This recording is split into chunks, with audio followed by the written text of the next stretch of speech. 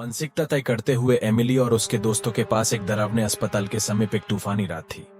अंधेरे आसमान में घने बादल छाए हुए थे, बारिश तेज हो रही थी और दूर दूर तक बादल की गर्जना सुनाई दे रही थी। अस्पताल अपने टूट गए खिड़कियों और उगने हुए बिलों के साथ एक भयानक बनावट के रूप में खड़ा था।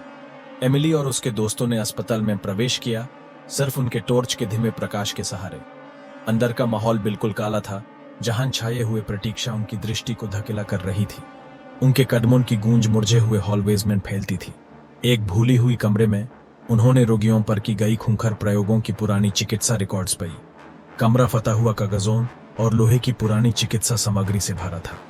रिकॉर्ड्स एक खतरनाक दास्तान बताती हैं, जो क्रूरता और दुख को सह करने का भौगोलिक दर बनाती है, जो भय को बढ़ाता है।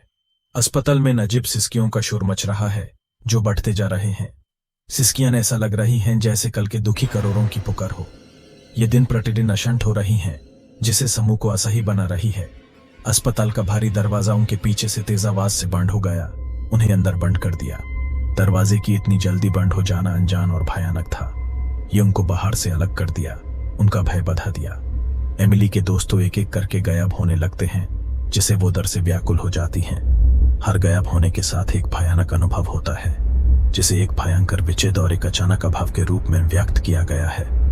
एमिली का भय गहरा हो जाता है जब उसे यह पता चलता है कि अब वो अकेली है। एमिली एक छिपा हुआ कमरा ढूंढती है और एक डॉक्टर की भटकती आत्मा से मिलती है। कमरा धीमी रोशनी से प्रकाशित होता है, पुरानी धुली हुई चिकित्सा सामग्री से भरा हुआ है।